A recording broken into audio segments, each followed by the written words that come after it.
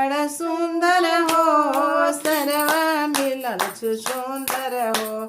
भैया हमारे बड़ा सुंदर हो सरवा मिलल छु सुंदर हो भैया हमारे बड़ा सुंदर हो सरवा मिलल छु सुंदर हो पाउच पी के आइल सरवा कुता जैसन भोंकता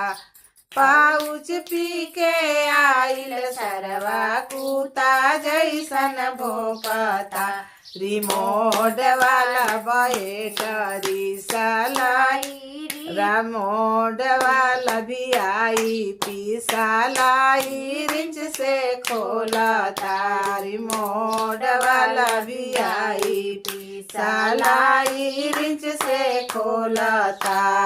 पियले बापाउच सरवा एने ओने डोलता